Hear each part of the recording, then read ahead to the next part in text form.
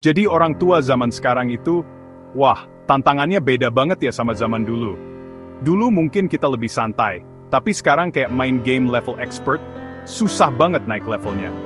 Setiap hari ada aja hal baru yang bikin kita garuk-garuk kepala, banyak yang harus dipelajari. Rasanya nggak cukup cuma ngandelin insting, tapi juga harus baca buku, ikut seminar, dan browsing internet.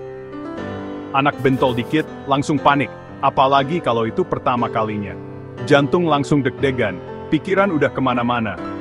Buka Google, langsung ketik gejala-gejala yang muncul di kulit anak. Nonton video dokter India yang ngomongnya cepat banget.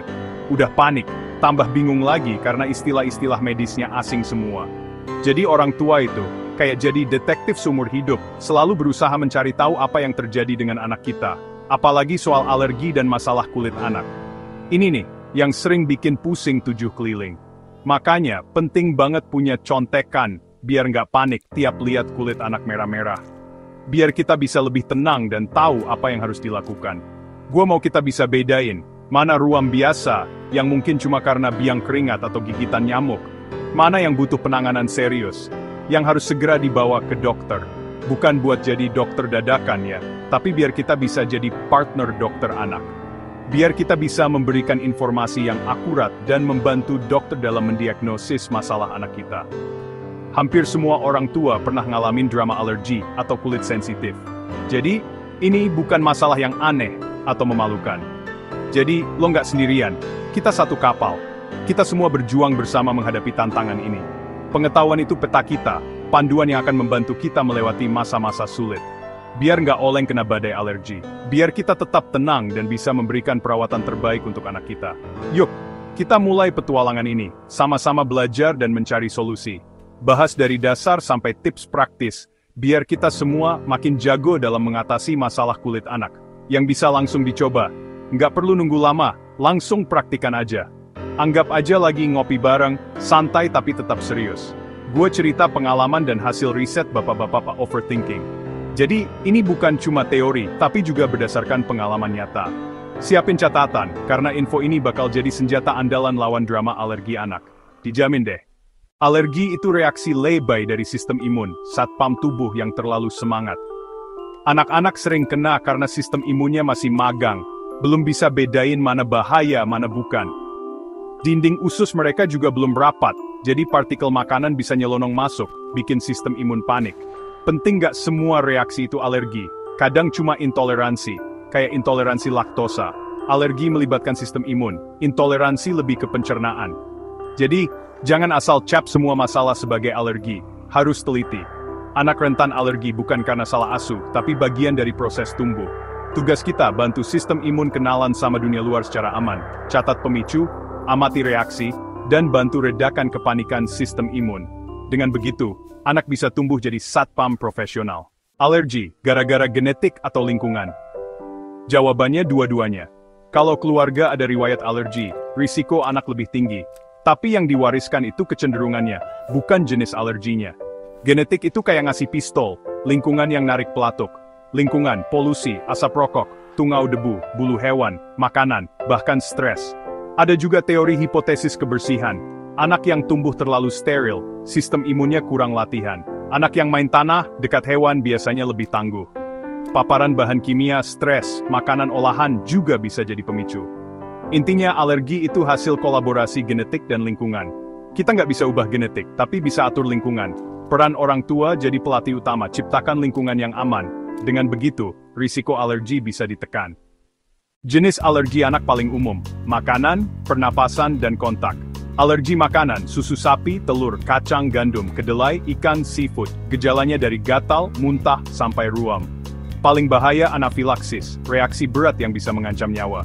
Alergi pernapasan, rinitis alergi, dipicu tungau debu, serbuk sari, bulu hewan. Gejalanya bersin, hidung meler, mata gatal. Biasanya kambuh pagi atau saat bersih-bersih. Alergi kontak, kulit kena zat pemicu kayak nikel, latex, sabun, deterjen. Ruam merah, gatal, kadang lepuh. Reaksi kontak biasanya muncul 1-2 hari setelah kena. Kenali pemicu, amati gejala, dan hindari paparan. 3 jenis yang paling sering bikin drama di rumah. Gejala alergi bisa muncul di kulit, pernapasan, atau pencernaan. Kulit biduran, eksim, bentol merah, gatal, kering, kadang luka karena digaruk. Pernapasan, rinitis alergi, hidung meler, bersin, mata gatal, kadang asma, batuk, mengi, sesak. Pencernaan, gatal mulut, mual, muntah, kram perut, diare, kadang kolik pada bayi. Gejala bisa muncul sendiri-sendiri atau barengan, reaksi sistemik. Catat setiap gejala kapan muncul, habis makan apa, berapa lama, dan reaksi apa saja. Catatan ini penting banget buat dokter. Jangan anggap remeh gejala ringan, tapi juga jangan panik berlebihan. Kuncinya, jadi pengamat jeli, kumpulkan data. Dengan info lengkap, dokter bisa lebih mudah cari pemicu. Anak lebih cepat dapat penanganan yang tepat. Ingat, observasi orang tua itu kunci. Kulit anak-anak, terutama bayi dan balita, sangat sensitif. Hal ini membuat mereka gampang kena masalah kulit kayak eksim, yang bisa sangat mengganggu. Selain itu, ada juga ruam popok dan impetigo, infeksi kulit yang perlu penanganan khusus. Eksim, atau yang juga dikenal sebagai dermatitis atopik, adalah kondisi yang menyebabkan kulit kering, bersisik, gatal yang tak tertahankan, merah meradang, dan sering muncul di pipi bayi, membuat mereka rewel dan tidak nyaman, atau pada lipatan siku atau lipatan lutut anak yang lebih besar. Kunci utama untuk atasi eksim adalah pelembab rutin setiap hari, bahkan beberapa kali sehari. Selain itu, penting untuk hindari pemicu eksim, seperti debu, bulu binatang, atau makanan tertentu. Gunakan sabun lembut yang tidak mengandung pewangi atau bahan kimia keras, dan pilih pakaian katun yang nyaman dan tidak membuat kulit iritasi. Yang terpenting, jangan biarkan anak menggaruk area yang gatal. Ruam popok disebabkan oleh iritasi karena kontak lama dengan pipis atau tinja yang mengandung zat-zat iritan. Akibatnya, area popok jadi merah, terasa perih, bahkan bisa sampai lecet, dan kadang-kadang terinfeksi jamur. Untuk pencegahan, penting untuk selalu ganti popok sesering mungkin. Bersihkan area popok dengan lembut menggunakan air hangat dan waslap atau tisu bayi tanpa alkohol dan pewangi. Dan berikan waktu bebas popok setiap hari agar kulit bisa bernapas. Jangan lupa oleskan krim pelindung yang mengandung zinc oxide setiap kali mengganti popok. Kalau ruam popok sudah parah, mungkin akan butuh krim anti jamur dari dokter untuk mengatasi infeksi jamur. Impetigo adalah infeksi bakteri pada kulit yang sangat umum terjadi pada anak-anak. Gejalanya dimulai dengan luka merah kecil seperti jerawat, yang kemudian pecah dan mengeluarkan cairan, dan akhirnya membentuk kerak kuning tebal seperti madu. Impetigo sangat menular, dan seringkali muncul akibat garukan pada eksim atau luka kecil yang terinfeksi bakteri. Untuk penanganan, biasanya diperlukan salep antibiotik dari dokter untuk membunuh bakteri penyebab infeksi. Selain itu, penting untuk selalu menjaga kebersihan. Potong kuku anak secara teratur agar tidak ada kotoran yang menumpuk di bawahnya, dan jangan berbagi handuk atau barang pribadi lainnya dengan orang lain. 3 masalah kulit ini memang sering muncul pada anak-anak, tapi jangan khawatir, karena semuanya bisa diatasi dengan perawatan yang tepat dan konsisten. Jangan ragu untuk selalu konsultasi ke dokter jika gejala semakin memburuk atau tidak kunjung membaik. Ingat, kuncinya adalah menjaga kulit tetap bersih, lembab dengan pelembab yang tepat, dan hindari segala sesuatu yang bisa menyebabkan iritasi. Dengan begitu, anak akan merasa nyaman dan orang tua pun bisa tenang. Kulit sehat, tidur nyenyak. Saatnya jadi pahlawan. Pahlawan bagi keluarga, terutama si kecil yang rentan terhadap alergi. Mencegah alergi lebih baik, jauh lebih baik, dan murah daripada mengobati. Pengobatan alergi bisa menguras dompet, sementara pencegahan adalah investasi jangka panjang.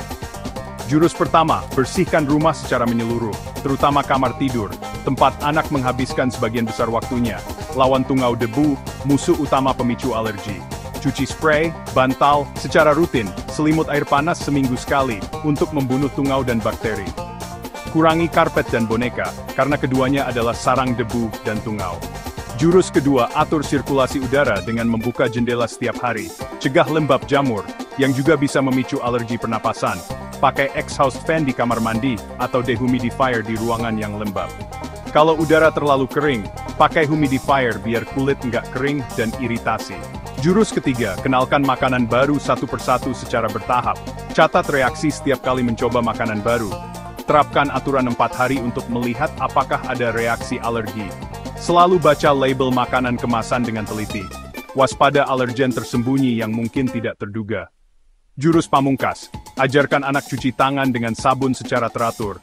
Mandi rutin setiap hari. Pilih produk hipoalergenik yang lembut di kulit.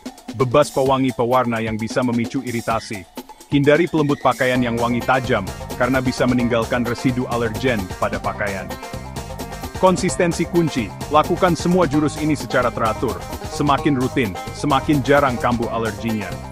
Anak sehat, ceria dan aktif, dompet aman dari biaya pengobatan yang mahal. Orang tua tenang, karena tahu sudah melakukan yang terbaik untuk melindungi anak. Anak nyaman bebas dari gatal dan bersin-bersin. Jurus anti panik, untuk menghadapi alergi dengan percaya diri. Siap tempur, melawan alergi demi kesehatan dan kebahagiaan keluarga. Kadang bingung, ini bisa diatasi di rumah atau harus ke dokter? Red flags, anafilaksis, kesulitan napas, bengkak wajah lidah, suara serak, pingsan, kulit pucat, ruam meluas cepat. Kalau muncul gejala ini, langsung ke IJD, jangan tunggu. Kondisi lain, ruam parah, demam tinggi, lepuh bernanah, dehidrasi, mulut kering, lemas, jarang pipis. Kalau alergi ganggu tidur, makan, atau aktivitas anak, konsultasi ke dokter. Jangan biarkan anak menderita diam-diam. Penanganan cepat bisa cegah komplikasi. Konsultasi rutin ke dokter anak atau spesialis alergi itu penting. Jangan ragu minta bantuan medis.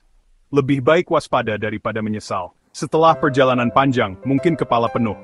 Tapi tenang, semua bisa dihadapi. Jadi orang tua anak alergi itu maraton, bukan sprint. Ada hari baik, ada hari drama, tapi jangan salahkan diri sendiri. Fokus ke yang bisa dikontrol lingkungan, makanan, perawatan kulit.